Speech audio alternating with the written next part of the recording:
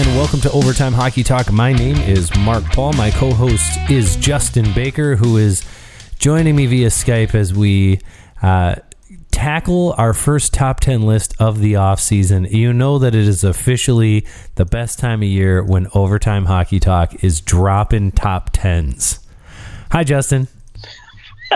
What's going on? This was your idea. We teased it in the last show, the 2023 top 10 breakout players, or the players we think will break out.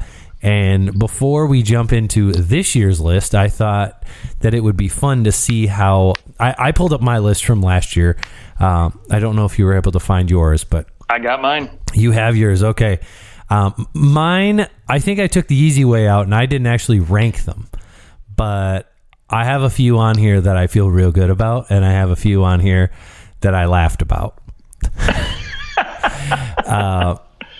Who did you have at number one on your list? Yeah, I had Matty Beniers, the Calder winner. So okay, don't feel too bad about that one. Yep. You called that one. I had definitely towards the top of mine. I actually, here's what I have on my notes. I have Jack Hughes. He'll be healthy this year and put up close to 100 points and 40 goals. I didn't do too bad. All right. I respect that one. That was a good pick. That was a good pick. The bad pick was Jack Roslovic. Hey, he came in at number 10 for me. So, yeah. We're in the same boat. I also said that Thatcher Demko would have a Vezina year, and that definitely didn't happen. And I said Mason McTavish might win the Calder. that didn't happen. He didn't have a bad year, but he definitely was not Calder worthy. So probably my worst one, at number 3, I put Jacob Vrana. Not necessarily that he had a terrible year, but just, obviously everything he personally went through didn't. Maybe. Yeah. It just wasn't a breakout year in the right way. So. Yep. I also have Ilya Samsonov on my list too. So. Oh, that's a good one. I will. I'll take that one. But I did caveat and say Ilya Samsonov and or Matt Murray. and or. So I mean, I was right. It was Ilya Samsonov, not Matt Murray. I'm good on that. And that's great. I think there was some, like, I had Nick Suzuki on the list, and I'd say like he was still really good. He didn't have. I said 80 points might not be out of reach. I think he had 66. I also had Cole Perfetti on here, and Drake Batherson, and they all had fine years, but not that like breakout year that I was hoping for. And then I'm hoping for some of the players that are on my list for this year. So any other notables from last year that you want to toss out there? Nobody really that really stood out. I think I had Owen Power on there at the bottom of my list, which I think wasn't really a breakout year for him. And then at number 4 I had Brady Tkachuk, which, I mean, gosh, he's broken out, that's for sure. Yep. See ya. He's gone. He's out of jail. All right. Well, let's jump into this year. So before we do, breakout players. I mean, that there can be a lot of a broad, sweeping definition of what a breakout player is. Potentially, I think from both our perspectives, it's somebody who has yet to break out. Like, they've yet to really show their potential, and they meet or exceed the potential that a lot of people have on them. We're not really talking about the like bounce back guys who maybe have been, had some rough seasons and then, they're going to break out this year again. I think we're more leaning towards the guys who have yet to have a good season that are going to kind of take over and be important players on their teams. Is that where you are too with that? Yeah. And I also put in like, some rookies where just, again, where, they're just, I think they're going to explode and they're going to show that they're officially start, similar to Jack Hughes, right? It took him a few years to really get going, but in a younger guy, but of course he broke out last year, and we know he's a superstar in this league now. Yep. But when you go more towards veteran guys, to me, they may have had quite a few good years, or they've had a couple, or even younger players that have had a couple good years, but really where they were expected to be coming into this league, maybe it might be somebody who was drafted high. For example, you could take Philip Zadina, right? A guy who came into this league, drafted at number 6, high expectations when you looked at him at World Juniors, but necessarily hasn't got there yet. And it might be other guys that, have had some, and likely 30, never will. Yeah, Sorry. maybe never will, but guys who have had maybe a bunch of, 40-point seasons and, we're expected to be, star players in this league, and who I think, now have an opportunity to break out and maybe have that 70-point year. Okay. All right. I like it. Did anybody just miss your list? I do have one person, yes. Okay, let's hear it. I've got Alex Lafreniere from the New York Rangers. I want him to break out so badly, being a number 1 pick, but I don't trust it. Yeah, I don't trust it either, but he's just so far down on the depth chart. I think it's just going to be hard for him to get the ice time. Yeah, he's going to sit on that third line again and maybe get second power play time, but he's not getting PP1 with the rest of the team in front of him. And right. I think he still could be, a 60-point guy given the right scenario. But maybe he's a third line guy on a Stanley Cup winner. I still think the Rangers are Stanley Cup contenders with the team that they have, and I think they look better with him on the third line than somebody who has far less talent. But he's just not getting the looks that you might expect a number 1 overall pick to get. Right, and it might get to a situation where after the season, right, he's still sitting at 30, 40-point range where, they just look at each other and mutually say, you know what, we got to move him somewhere else. We got to get something back to, I think you could put you can kind of lump Capo Caco in there together with him as well. Absolutely. That both those guys could have a breakout season. I don't have either one on my list because I know it's sort of unfair because they're like 21, 22. Is that right? Something like that? Yep. And but I'm bored of them. I'm bored of this conversation. Like not of this conversation we're currently happening, but like the conversation of like, oh, it's going to be their year this year. It's like I just don't know. I don't think they're really being set up to have that kind of year, and it's a strange situation because typically a number 1 and or a number 2 overall pick is going to a team that doesn't have a lot of depth, so they're getting thrust right onto the top 6, and neither of these guys have really gotten an opportunity in the top 6 for any considerable amount of time. So it's difficult for me to put them on there. So yeah, I don't have them on my list either. I have Cody Glass as my just missed kind of player. I think Cody Glass, given the year that he had, he finally kind of found himself in Nashville. I think that he, when he was drafted by the Vegas Golden Knights, I think, there was a lot of potential there. He goes last year, 35 points. He had 14 goals. He's still only playing less than 15 minutes a night. I think given a little bit more opportunity, I think that there will be some offensive opportunities for him to get onto that power play. Like, I know that they just signed Ryan O'Reilly, but I don't know that I'm looking at Ryan O'Reilly going, yeah, he's going to produce a bunch offensively. I think they're looking at their 3 centers now going, all right, let's figure out what we look like. Let's give everybody the opportunity to kind of step up here. You've got O'Reilly, you added Nyquist, but really Cody Glass kind of slots in at that number 2 center spot, and he's going to get a lot more opportunities than he did last year, being behind Duchesne and Ryan Johansson. So I like him to have that, like, more of a he's not a veteran, but it is his 7th year in the NHL or 6th year in the NHL. So it would be a nice story to see him kind of break out and find his way into that. Maybe the 60-point range I think is reasonable for him if Nashville's offense can get going. If he has 60 points, then Yossi probably has 90. Ooh. Which, given the state of defensive hockey, I mean, he had 96 points just 2 years ago or 2 seasons ago. So it's not out of the realm of possibility for Yossi to do that again. Yeah, new coach. We'll see what happens. Yep, for sure. Okay, let's head into your list. Who do you have at number 10? Number 10, I probably have the oldest guy on my list here. That is Jonathan Drouin. I'm sure you're probably looking at this one a little confused, but to me... No, I'm not confused. I'm just laughing. I'm just laughing. Well, listen, I mean, but it's a nice pick. It's a nice pick. Yeah. So he lands at a number 10. I kind of flip-flopped putting him on this list too, but ultimately I kind of looked at it and said, you know what, this is a guy who came out highly touted, number 3 overall, behind, obviously, we know the success he had with Nathan McKinnon in juniors, and comes in here, had a couple 50-point seasons, but really I've just been waiting for him to explode and be that 70 to 80-point guy. I don't expect him, or never have expected him, to be a line driver type person, but thought he could be a real nice complementary piece, a guy who dishes the puck very, very well and has a good hockey IQ.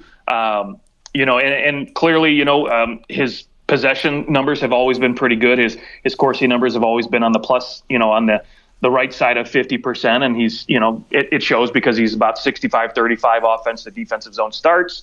Obviously, he goes to a Montreal team after being traded for Sergachev. It's just really a situation where I wasn't expecting him to have a lot of success, given the type of hockey he played and what kind of style Montreal was playing at the time, and kind of still is. But ultimately, I think he finds a really, really good fit here with Colorado. I mean, it doesn't hurt that you get to play with Nathan BFF, McKinnon, right? Yeah, one of the top 3-4 guys in the world here.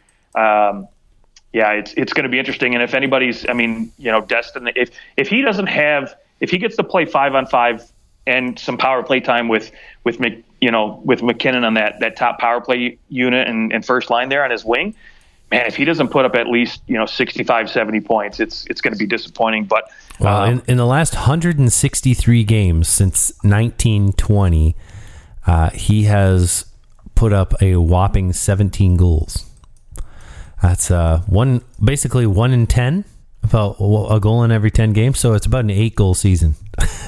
Yeah, I don't expect him to put up the goals. I know he's more of an assist guy, but yeah, he's going to dish Rantanen and McKinnon all day long, and I think both those guys will be 30, 40 goal scorers. So I expect him to kind of milk that a little bit for some assists there. Okay, I like the pick. As I was doing this list, I go and I look different stuff up, and I saw him on a few lists of people hoping that he does well. I think more Avalanche fans thinking like, oh, he's going to come here and he's going to be the savior, the $825,000 cap hit, and is going to be our top line winger. I don't know if I'm buying it, but I hope it is. I for his sake, for all the crap that I know he was kind of a douche when he was in Tampa. Yeah. At least that's the way he was portrayed. Like, he didn't want to play. He wanted the contract and blah, blah, blah. But, at the same time, he was what, like 20, 22, 21. So you're probably not, he's probably not alone in that decision. Like when you're 21, you've got probably a lot of people telling you what to do. And you're maybe listening to the wrong people, which, yeah, it's still on you, but now he's 28 years old, which is hard to believe that he was drafted 10 years ago. But 28, you'd like to see a guy succeed after all the expectations that had on him. And who better to succeed than next to his BFF, Nathan McKinnon. I like the pick. My number 10 is probably the most obvious, but at the same time, it has to be done. So I'm putting Connor Bedard on here as my number 10. Because he has never played a game in the National Hockey League. So let's see if it's for real. I think it will be. I mean, he will be one of the breakout stars of the year. It's not as breakout sort of implies this like, oh, remember this guy? You forgot all about him, but he's amazing. But I think at the same time, these are guys who have not done it before, and we expect them to do it this year. And he's one of those guys. I put him at my number 10. Maybe because it was just so obvious, and also all the other players on my list, I believe, have played some NHL games, at least some. So he's the only true never played in the NHL before, so that's why I have him at 10. Okay, I love the pick, and I love it so much. I had him at number 9. Hey, what do you know? Couldn't go any higher, though, because of what you said, right? Yeah. He's never played in the NHL, so yep, exactly. Didn't feel like I wanted to put him all the way at the top. Because, we know, exactly, ageism, right? We know he's going to have a good season. It's just how good, and is he going to have one of those Crosby 100-point seasons, which we haven't seen since Crosby and Ovi? So true. Yeah, or is it going to be, he is playing for the Blackhawks, so he is playing alongside Corey Perry. So I mean, he's got Taylor Hall, so at least he's got. That's true. Some he does talent have here. he does have Tay. That's true. Okay, well, my number 9 is Minnesota Wild center. I think some people thought he might have a breakout season last year. Didn't really. He didn't really get the time up with the team, but it's Marco Rossi. All right, I love it. I actually almost put him on my list. I wanted to, but for some reason, I have concerns about the center depth in that organization, and I don't know. Yeah, absolutely. So do I, and that's why I think. I mean, this has got to be, you have to give this kid an opportunity now, based on Ryan Hartman still being your number one center, despite having 14 months to get someone better. I think that this is his, I mean, in the AHL last year, he had 51 points in 53 games. That's pretty damn good for a 20-year-old in the AHL. So I expect him to come in here, be in the top 6, and perform. I love it. All right. Who do you have at number 8? At number 8, I've got Lucas Raymond from the Detroit Red Wings. Say what you will if you think he broke out his rookie season with 57 points, but I think there's much more to his game, and I think we're really going to see a breakout 70-point season out of this kid this year. And the reason I say that, especially playing alongside the Brinkett potential. Well, yeah, we don't know where he's going to slot in the lineup, but yes, that is a potential, right? He could play on the opposite wing of DeBrincat, but I think with DeBrincat there, it takes a lot of pressure off of him to be that goal scorer that a lot of people are expecting him to be, that that elite winger to play alongside Larkin. Well, and hopefully you're getting to play against a slightly lesser talent. Yes, and that's the thing, right? I think he's more or less going to slot down in that second line where he can play with some better defensive players like JT Compher or Andrew Comp and play alongside those guys. Which will help shelter him against tougher opponents, those McKinnons, Well, again, in that division, the centers that you're going up against, and even the wingers, you're talking like a Matthews Marner potentially going up against them. You're going up against a lot of heavy talent in that Atlantic division. Right, but now instead of the other team having to focus their top forwards and their top defending forwards and defensemen against Raymond, now they've got to pick between DeBrincat or Raymond, right? And so I think that's going to free up a little bit more opportunity for him. He might not see more minutes than the 18-17 he's seen in the last couple seasons. They could be easier minutes, though. Right, exactly. And I mean, to your exact point, the same thing goes for the power play. Even if he can, he could continue playing PP1, and just the looks that teams are going to have to shade towards DeBrincat, which should help Raymond. Absolutely. And too, if you look at his possession numbers too, they've all been pretty good. And last year he saw, more defensive zone starts, and I think that'll probably go down now with the addition of guys like JT Compher and, Justin Hall. I think there's going to be more opportunities for other guys to see defensive zone starts versus him. So could see, some better possession numbers too this year. Okay. Yep. I have him on my list just a little bit later. Ooh. So stay tuned. I'll let you know why I have him where I have him. I love it. My number 9 is Luke Hughes from the New Jersey Devils. We know he's good, but he hasn't played a whole season, so I stuck him on here, and I just because a guy has a flashy few games, he played 2 regular season games, he had a goal and an assist, he had a really nice playoff, and things look like they're headed in the right direction for him. I mean, he only played in 3 games in the playoffs. It's not like he's played in 5 NHL games.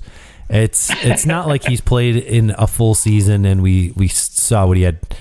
Also, don't forget, 71% of his faceoffs were taken in the offensive zone for the regular season, at least. So, I mean, he was sheltered beyond belief during his few games that he played last year.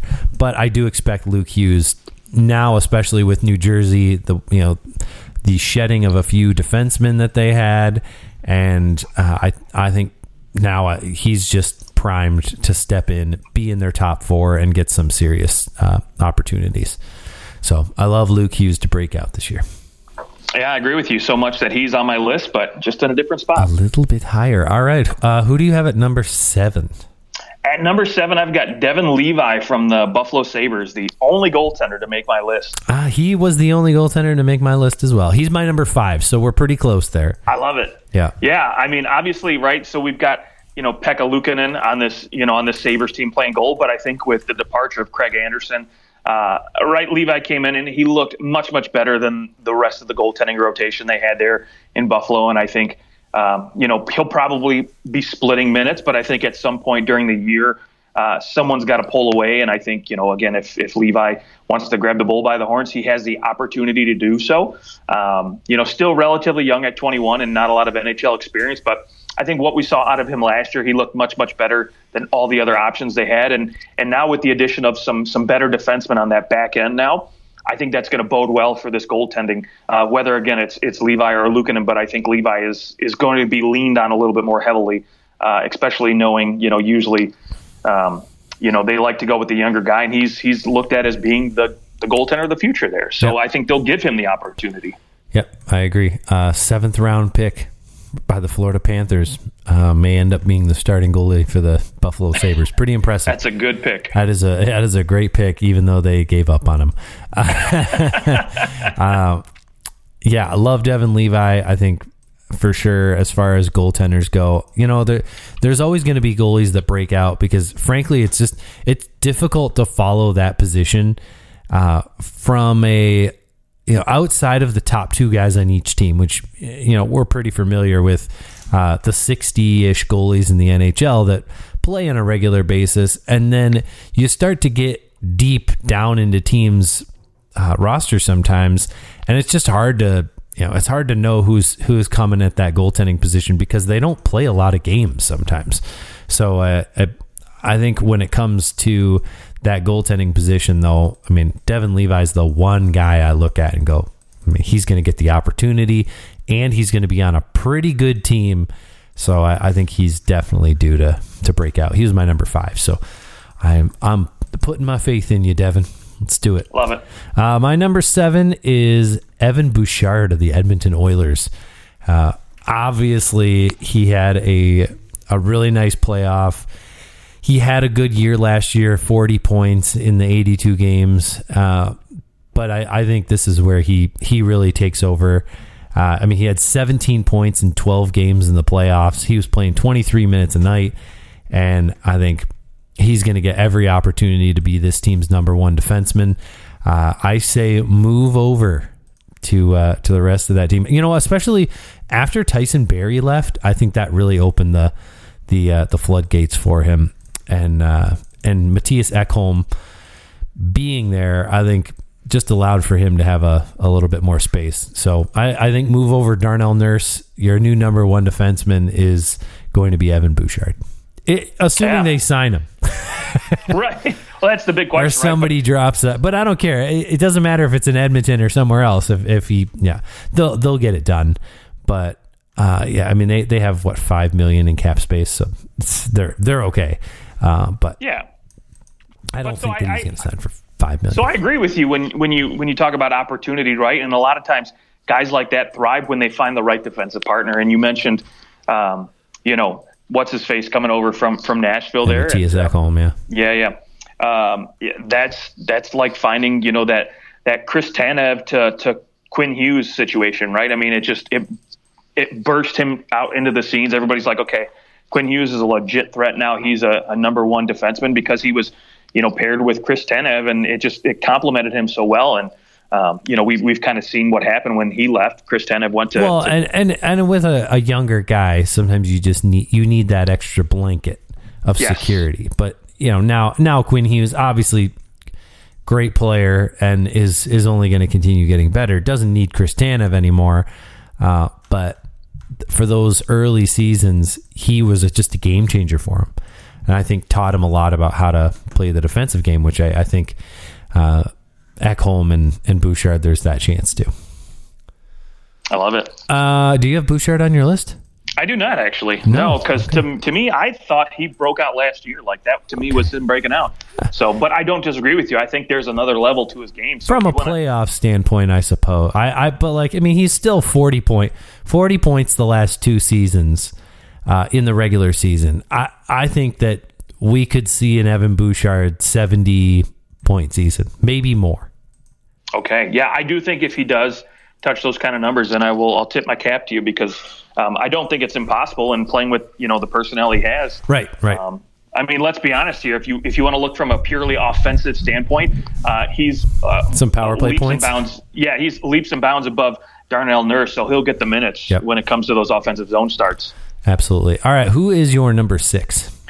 Number 6 is a guy we've already talked about, Luke Hughes. And the reason I had him, maybe a little bit higher is because, yes, the games, were very limited. Come playoff time, he looked very, very good in my opinion. But and under the tension of those games, he played great too. Because remember, New Jersey had lost that first game, and he came in, and they fared much better against the Rangers with his speed. Yeah, so 2 points in 3 playoff games, not bad. But here's the thing, though. He started off the regular season only playing 16 minutes, looked much better getting more minutes, up to 19 in the playoffs. With the departure of Ryan Graves, and this is the reason why I have him a little bit higher, is now you're going to see him play a lot more minutes. You're going to see upwards of 20 to 22 minutes a night for this kid, I think. He's probably going to start off on that second line, playing with maybe John Marino. Obviously Dougie Hamilton is still going to be the go-to guy when it comes to the number one defensive, player on that team. But, again, he's Luke Hughes, a left-handed shot, Dougie Hamilton, a right. So you could roll both those guys on that first power play unit. Maybe, who knows? Again, seeing Jack and Luke Hughes on the same unit might be very, very dangerous. Brothers always seem to find each other and know where the other's going to be, right? They kind of have that little unfair advantage. But not only that, but now with the addition of Tyler Toffoli in there and keeping Timo Meier around, that top 6 has got even more dangerous. And even the third line has got more dangerous now when you have to roll out Andre Palat and Eric Kala. So, more weapons for him to potentially take advantage of. Okay. The oldest player on my list is here at number 6. Player recently traded to the Colorado Avalanche, and that is Ross Colton, coming from the Tampa Bay Lightning. His best season was 39 points, 22 goals. He's only ever averaged, his most was 12 minutes and 48 seconds a game. I think that's going to be up considerably with the Avalanche. I think that he's going to have much more opportunity in the top 6. And I think we'll see his numbers reflect that. I think he could be in the 50, 60 point range. And this will be the real Ross Colton coming out party. I feel like he's kind of he's not a household name, but he's a recognizable name because he played so many playoff games. Like in his first 2 seasons in the league, he played 46 playoff games and won a Stanley Cup and went to a finals in the other year. But it's not as if he was so important to those teams. He had 6 points in 23 games, 9 points in 23 games. He played pretty well against Toronto last year with 4 points in 6 games. But I think this will be his coming out party because of the I guess sort of the lack of talent in comparison to those teams that he was on in Tampa, where he was third and fourth line guy. I think he'll be in the top 6 here in Colorado, maybe get some power play time, and that will really change his fortunes for this season.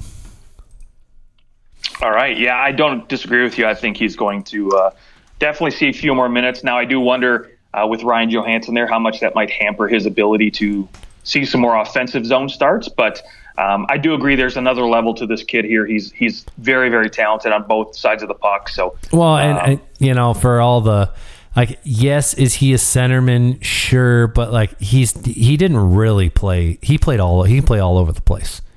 He's not a pure he only took 106 faceoffs last year.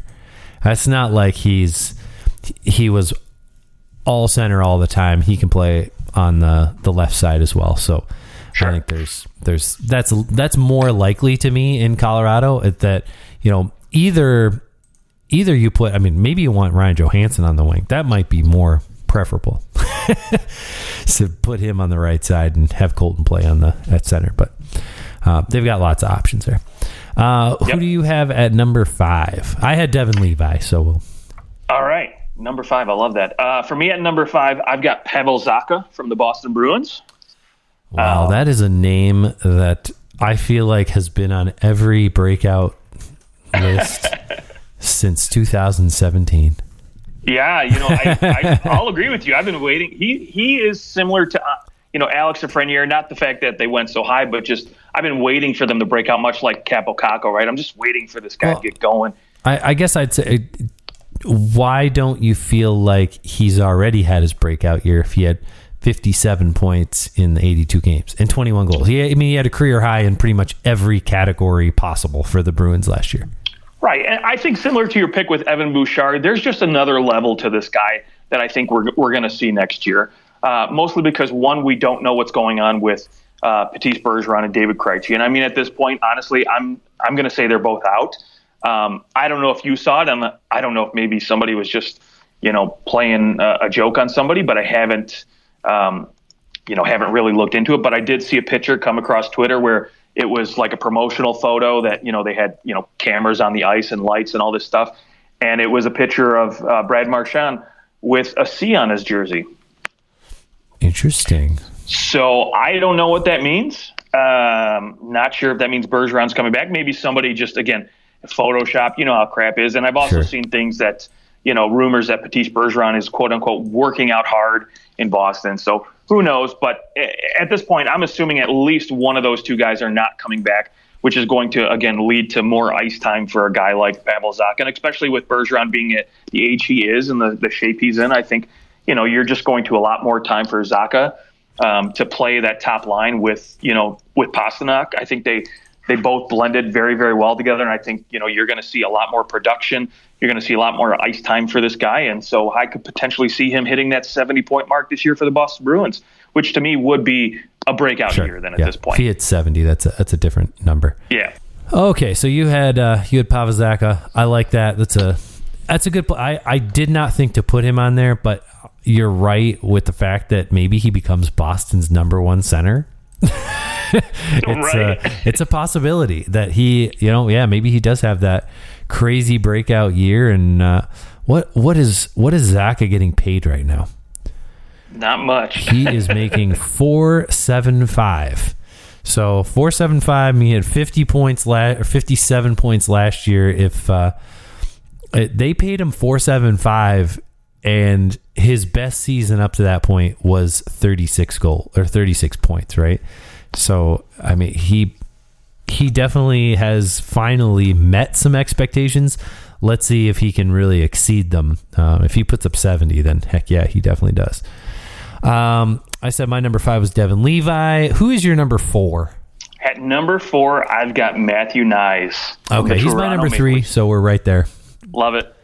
Yeah, the only concern I have, and I will say the only knock for him where potentially we could see, I don't know, numbers dip, but 81% in offensive zone starts to 18% defensive zone. So obviously that's going to shift a little bit more the other way, but I think there's a lot of opportunity because I think that. Well, he only had 1 point in the 3 regular season games, and what do you have in the playoffs? He had 4 points in 7 games. So I mean, I'd say, yeah, it's not. They were definitely sheltering him like none other. Sheltering. Oh yeah, well, only 13 minutes in the playoffs, and really Ryan O'Reilly was a big reason they were sheltering him.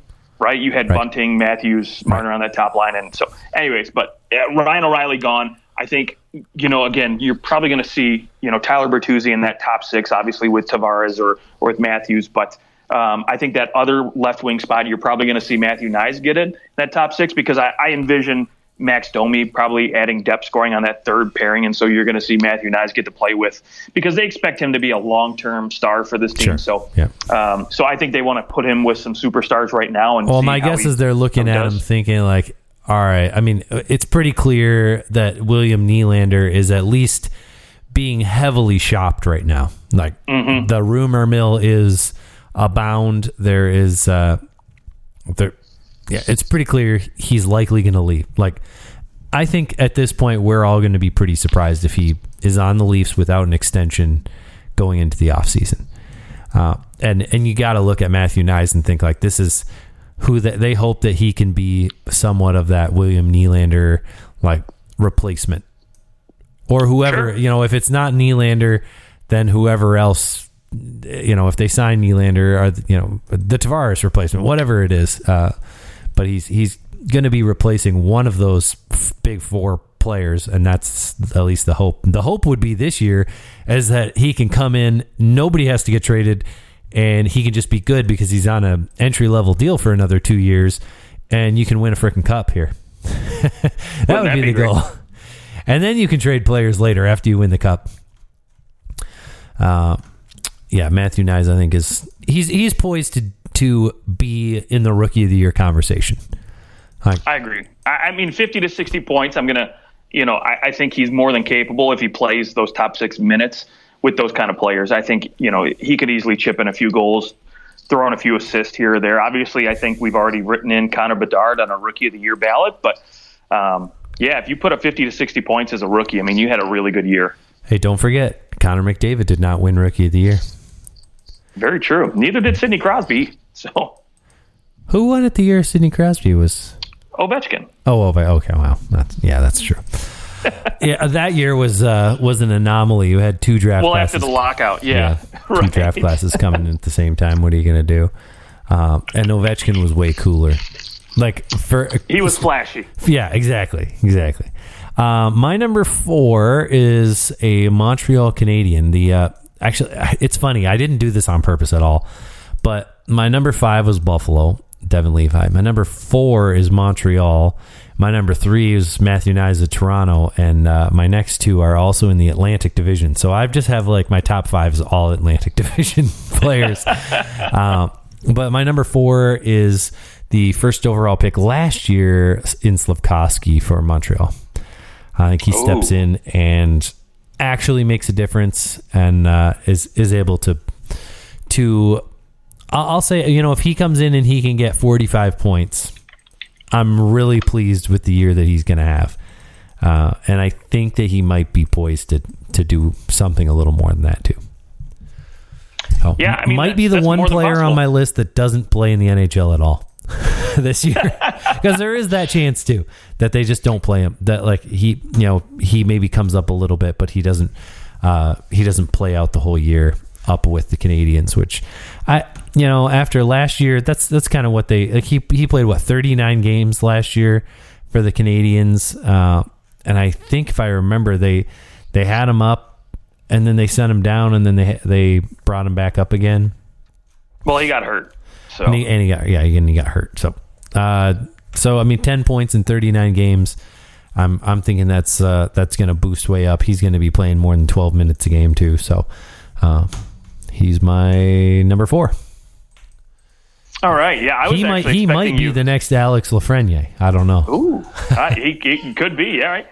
I actually was expecting you to potentially say Alex Newhook. He's got that new deal at $2.9 million for the next 4 years. I think a lot of expectations for him as well. And obviously, you know what? Montreal's got a lot of wingers there. They've got, Caulfield, Newhook, Hoffman, Gallagher, Anderson. So Kirby Dach might be playing on the right side. We don't really know. So it'll be interesting to see if they, potentially move somebody like, Kirby Dach down to that second line center position and move Monahan down to the third line. That might free up some space for a guy like Slafkovsky to just step in and take advantage of some extra minutes. But we'll obviously see what Montreal has up their sleeves. That Slafkovsky pick, I really do wonder if I think he could be a 60-point guy, or he could play like half the year in the AHL. It's weird. So I hope that he is the breakout player for Montreal. I just feel bad for teams when they don't hit on a pick like that. So hopefully he kind of comes into his own. I know it's only year 2. It's not as if we're in year 5 of this. So they better hit. They passed on Shane Wright and got some dirty looks for that one. Very true. Very true. That is very true. All right. So who is your number 3? Number 3. I've got a former Toronto defenseman who moved over to the other side of the states line, and Rasmus Sandin for me is a potential breakout star. I was always interested to see what he was going to do in Toronto, and really kind of got, slotted a little further down in the depth chart. Really was waiting for him to break out. And, again, he was only playing, for the most part, 16 minutes a night, that third pairing type stuff. So really didn't get his opportunity. And then, of course, Washington comes along, makes a trade, one last push for the playoffs. Of course, Toronto trying to free up some cap space and roster spots. And, man, he looked pretty dang good in Washington, 15 points through 19 games and playing upwards of 23 minutes a night. Now, I know that's without John Carlson, right? Yeah. And I know those numbers aren't going to last, but man, I think he's got a good opportunity here in a Washington team that I think with a healthy Backstrom all year, and assuming that, Mantha has a little bit of a bounce back year. And yeah, they're going to be hungry. Yeah, they're going to be hungry. Exactly. And so I think there's an opportunity here for a guy like, Rasmus Sandin to play a lot of minutes, play potentially some top power play time. And this could bode well. And it wouldn't shock me to see a 50-point season out of this guy. Okay. Yeah, it wouldn't shock me either. I don't have him on my list.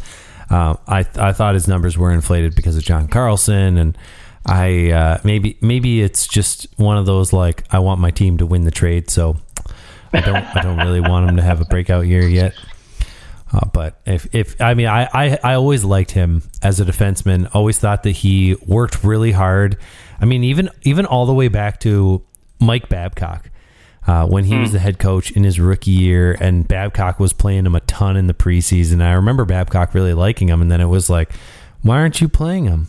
And it was just kind of this, he just kind of never got maybe the respect. It might have just, don't want to play the young defenseman, you want to play the veteran guys, and that just seemed to be what happened too with Sheldon Keefe. You play guys you trust, and for whatever reason, he maybe lost some of that trust. Not sure why. But offensively, yes, he's certainly gifted. So we'll see if he can kind of find a new, like, he obviously has found that new spot in Washington. And it's not as if John Carlson goes out and you can just slot anyone you want into the number one D-man spot there, and they're going to put up big points. Like, he obviously has the talent. So I mean, anything more than 40 points from him is a huge win for the Washington Capitals, and even more so, can they make the playoffs? That'll be a question I'm sure ask at a future show. Okay, Matthew Nyes was my number 3, so we'll just skip past there. And my number 2 is your number. I can't remember where you had number 9. I think is where you had Lucas Raymond.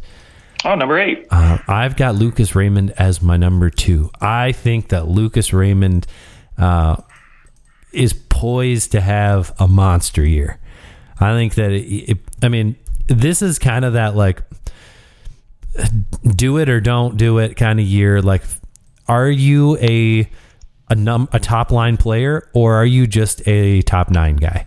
I think we find out this year, and I tend to lean towards the fact that, given his speed and the way that he can kind of disguise what he's going to do, I think he's got like 70 to 80 points written all over him. And that top line just goes absolutely bananas this year. And I still don't think Detroit makes the playoffs, but I think offensively they're much more fun. And a big reason why is because of Lucas Raymond. I will say this too. He is up for a contract extension after this season, so always helps. Always helps. Exactly. Obviously they're going to focus on getting Moritz Seider re-signed, but if I was Lucas Raymond, I'd bet on myself and say, you know what, I'm going to wait till end of the year to see where we're at and go there. So we know Yzerman's going to work some magic and get him signed a little bit lower, but maximize your value and wait till you have that 70-point year. Yep, absolutely. All right, who is your number 2? My number 2 is Jamie Drysdale, a defenseman here for the Anaheim Ducks. That's a great one. I don't have him on my list, but that's a great one. Ooh, yeah. So here's the thing, right? Klingberg, gone. Shattenkirk, gone, right? So when you look beyond Cam Fowler, who in my opinion he's still an okay, serviceable top 4 guy, but he's not a driver like Jamie Drysdale can be. I think this kid has a load of talent here. And really, you look at what he was able to do last year on just a terrible team. I hate to say it, but they really were all over the place. 32 points and only a minus 26, which was kind of impressive. Corsi numbers weren't actually too bad either. But again, all things considered, last year, 8 games, got hurt and went out for most of the year. But you know what? New coach coming in, new system here. I think, Greg Conan, I don't know much about him and what kind of style he likes to play. But, man, I think, 32 points is you're going to double that point total, I think, from what we saw 2 seasons ago from him. Okay. Easily, I think, a 60-point defenseman here for the Ducks. I think bringing in guys like Killorn, they also bring in on the back end, right? Ratko Gudas. They've got a lot of, on their bottom 4 defensemen here, they've got a lot of defensive defensemen who I think are going to take a bulk of those defensive responsibilities and going to free up Drysdale to take a lot of those offensive zone starts. You might even see like a 70-30 split there for him. Okay. I really like Jamie Drysdale. He was terribly unlucky last year, even in the 8 games. I mean, a 95.5 Corsi is quite bad. The whole team was bad anyways. Willing to give him a wash on that. I don't know if I'm there with him being that type of offensive juggernaut. I mean, he shoots the puck a lot, that's for sure. He shot the puck 137 times. He only scored 4 of those in his what was his rookie year, but I like him. I don't know if I like him that much, but I mean, for Anaheim's sake, at least offensively, I think defensively, he will grow into a good defenseman. I don't know that he is that superstar 60 point kind of guy for this season, but I like the pick. I think that he certainly could have a breakout year, and I mean, anything more than 50 points would be unreal for Jamie Drysdale especially after the injury that he suffered last year. Yeah, and I think this is one of those picks where I'm excited to revisit it next year when we do our breakout candidates and see how we fare. Absolutely. All right. Who do you have at number 1? At number 1, I've got a Michigan man, Kent Johnson from the Columbus Blue Jackets. Another good pick. I didn't have him on my list either. Yeah, I'm disappointed. I mean, so here's the deal, right? So 40 points last year. You're always disappointed in me, Justin. I know. And 79 games, right? Literally only playing 14 minutes a night. So really relegated to that middle 6. Didn't see a lot of top minutes. But I think with Adam, Fantilli coming in here, Kent Johnson can easily slide on that left side and play on the wing. If again, I'm not sure what, Columbus is going to do, if they're still going to ride Boone Jenner as their top center and put him with Gaudreau, or if you're going to see Fantilli maybe on that top center spot. We don't know. But I think either way, he's got some good wingers to play with. There's going to be a lot of opportunity for him to see a lot more minutes. And, again, guys like Nyquist are gone. So, maybe you pair him with Marchenko and Cole Sillinger. Or maybe you pair him with Patrick Laine, right, and Adam Fantilli, and that's your top line, and give Gaudreau, second line minutes. Again, there's a lot of combinations here and a lot of goal scorers for this team for Kent Johnson to take advantage of. Okay, I love the pick. He certainly, especially if he's put into the right scenario and plays with the right players. I mean, sky's the limit. Obviously, a new head coach, Mike Babcock, is. We'll see. We'll see what happens. I mean, he tends to be pretty tough on younger players, and it will definitely make him earn it. So if Kent Johnson does put up that kind of season, Mike Babcock will definitely make him earn it. But if he does, he'll be the pet favorite forever. So yeah, and I will say Kent Johnson is we look at a lot of high end picks. He's got a lot of Trevor Zegras swag and flash to him that I really love. So I think he's bound to break out at some point and could be a 70-point guy for this Columbus team, because I do expect them to be a lot better than they were last year, at least offensively. You heard it here first, folks. Kent Johnson will be on the cover of NHL 25. Oh, gosh, I hope so. There we go. Well, my number 1 is actually a defenseman. I said that everyone else on my list is from the Atlantic Division, and this one's from Ottawa. It is Jake Sanderson. Loved the year he had last year. He only started 45% of the faceoffs in the offensive zone. He was relied upon heavily, still had 32 points. And I think the sky's the limit for this kid. I think that he could potentially override Shabbat as the number one defenseman by the end of the year on this team.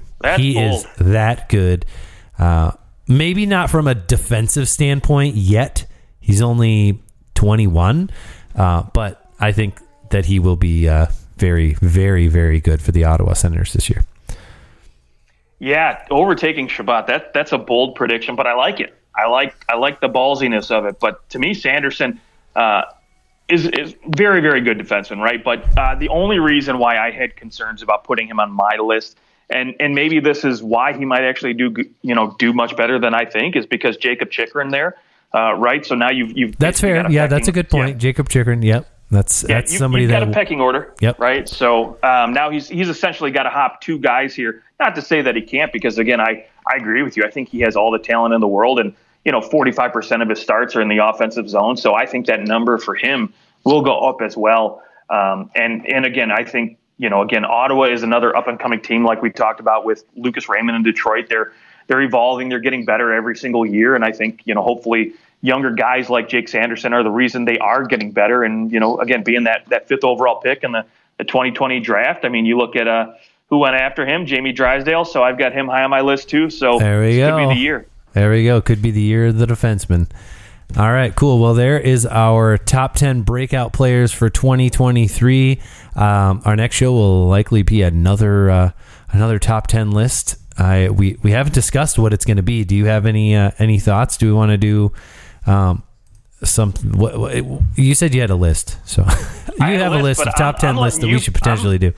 I'm letting you pick the next one. Okay, all right. Yeah, I feel like I have a child right now hanging on my chair. It's just not the right time for me to make a blanket statement and determine what we're going to do right now. But let's keep it in secret. But we'll keep it a secret. Next show, a top 10 list, and we will, you can find us on Twitter at OT Hockey Talk. We can tweet it out. We can tweet out what we're going to do in advance of the show, so people can get us their top 10 list for it. I'll come up with a good list, and I'll let you know here very soon. Yes, you can hear a child right there. So I'll let you go. To our listeners, thanks for being here, and find us on Twitter at OT Hockey Talk. You guys have a great night and enjoy that summer.